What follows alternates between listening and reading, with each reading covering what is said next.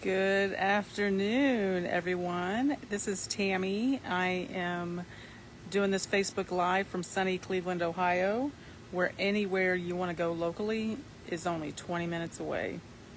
The purpose of this live today is to kind of give you some background on why I decided to become a coach. Look, I'm not going to lie.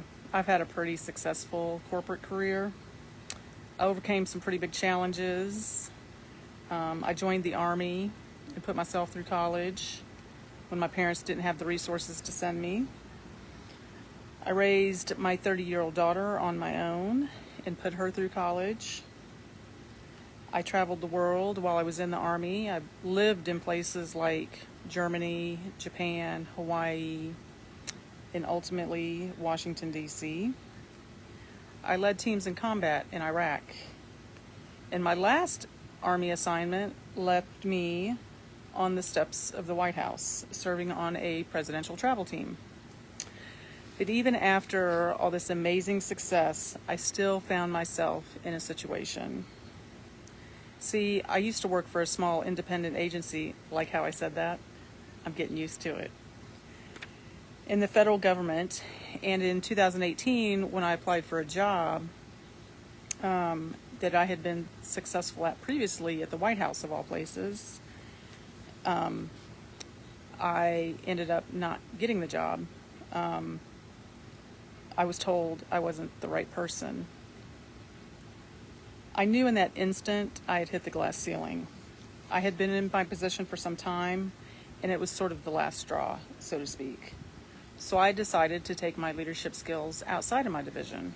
I still kept them within the agency, but just not in my immediate workspace.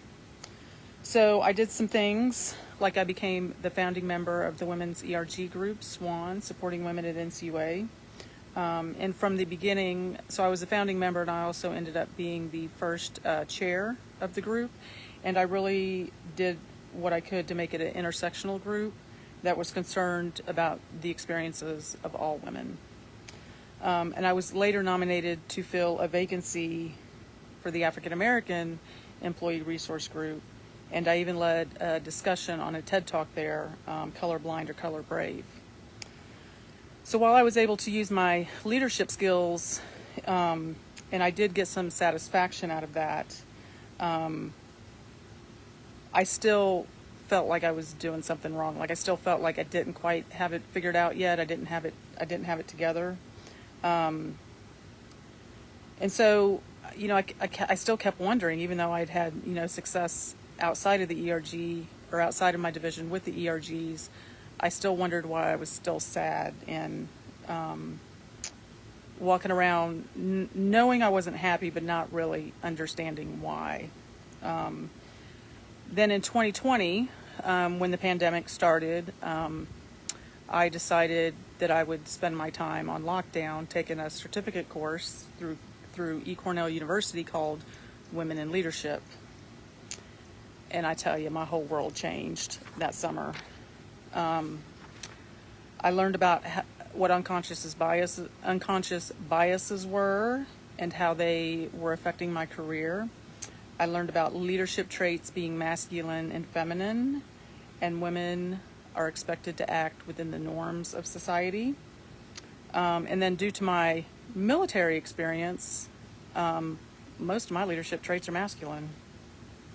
I learned terms like the double bind and what that meant. And what I learned during that course, I really wish I had known 20 years earlier, because I would have handled my career completely differently. And when I finished the course, I knew without a shadow of a doubt I wanted to become a leadership coach, because I wanted to give back to the women who are coming up after me, and give them a better understanding of the environment that they're in. And I knew I wanted to help women in tech who were unhappy at work and whose contributions were not appreciated understand the biases they experience and how to be allies for one another. So that's my coaching journey, my coaching story. I did start at that time looking into certification programs and I settled on one through IPEC, and I chose them because of the energy leadership component the energy leadership piece that they include, and that alone just changed my life. I'm going through the training on the 7 levels of energy, as it relates to leadership. So there you have it. There's my coaching journey and why I became a coach. Thank you.